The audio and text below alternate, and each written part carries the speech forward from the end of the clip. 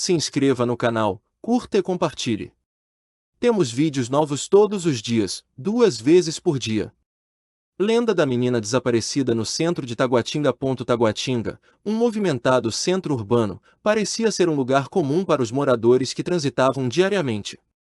Mas poucos sabiam que, à noite, uma névoa densa envolvia as ruas, escondendo segredos antigos. Há décadas, uma lenda circulava entre os mais velhos, a história de uma menina que desaparecera misteriosamente no coração da cidade. Na década de 1960, quando Taguatinga ainda estava em pleno desenvolvimento, uma família humilde se mudou para a região. Clara, uma menina de 10 anos, era conhecida por sua doçura e curiosidade. Sua rotina incluía passeios vespertinos pelo mercado central, onde ajudava a mãe a vender frutas. Em uma tarde, Clara não voltou para casa. Seus pais, desesperados, procuraram por toda parte. Moradores afirmavam tê-la visto caminhando em direção à antiga pracinha, mas, depois disso, ninguém mais sabia de seu paradeiro. A única pista encontrada foi uma boneca deixada perto da fonte central. Com o tempo, a tragédia se tornou um sussurro entre os habitantes. Muitos diziam que Clara fora levada por algo sobrenatural, pois sua bondade teria atraído forças desconhecidas. A pracinha, desde então, passou a ser evitada durante a noite. Para os mais jovens, era apenas uma história assustadora, contada para evitar que crianças ficassem na rua até tarde. Mas para os mais velhos, era um lembrete de que há segredos em Taguatinga que nunca devem ser desafiados. Décadas depois, moradores começaram a relatar eventos estranhos no centro da cidade. Taxistas juravam ouvir risadas infantis durante a madrugada, sempre nas imediações da antiga praça. Guardas noturnos afirmavam sentir uma presença, algo frio e incômodo, que os fazia evitar aquela região. Dona Cecília, uma costureira aposentada, contou ao jornal local que vira uma menina de vestido branco brincando ao redor da fonte. Ela só percebeu algo estranho ao notar que a menina parecia flutuar. O relato foi ridicularizado, mas os mais supersticiosos sabiam que a história de Clara não era apenas um mito.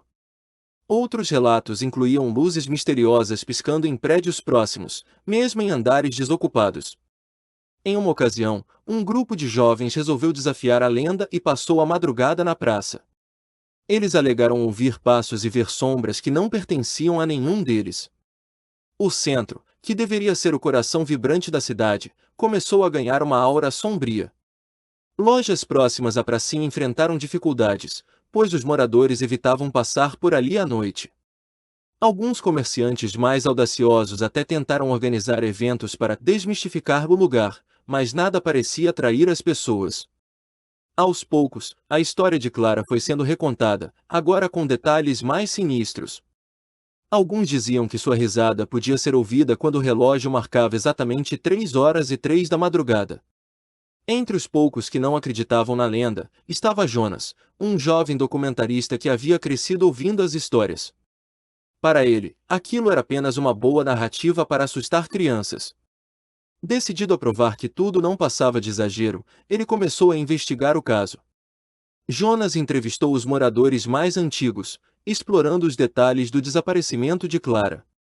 Dona Lourdes, uma senhora que viverá na época, contou que a pracinha fora construída sobre um antigo terreno onde rituais religiosos eram realizados. Dizem que o local era consagrado, mas foi esquecido quando as construções começaram, afirmou. Intrigado, Jonas passou a frequentar a praça durante a noite, sempre com sua câmera em mãos. Na primeira semana, tudo parecia normal, embora ele tivesse a sensação constante de estar sendo observado. Mas, na segunda semana, coisas estranhas começaram a acontecer. Uma noite, enquanto revisava suas gravações, percebeu algo perturbador. Em um dos vídeos, uma silhueta infantil aparecia ao fundo, próxima à fonte, mesmo que ele estivesse completamente sozinho no momento da filmagem. Determinando-se a continuar, Jonas decidiu passar a noite inteira no local. Armado com sua câmera e um gravador, ele se sentou próximo à fonte. Às 3h03, ouviu uma risada. O som era tão claro e perturbador que ele congelou. Jonas reuniu coragem e seguiu o som da risada.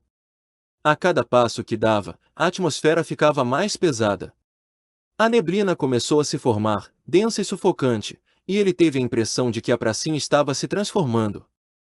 Ao chegar à fonte, viu uma figura de vestido branco. Era Clara. Seu rosto era angelical, mas seus olhos transmitiam algo incompreensível, uma mistura de inocência e tristeza. "Por que você está aqui?" perguntou a menina com uma voz suave, mas carregada de uma energia que fez Jonas sentir calafrios. Ele tentou responder, mas sua voz não saiu. Clara se aproximou e segurou a boneca que estava ao seu lado. "Eles nunca me deixaram ir embora", sussurrou.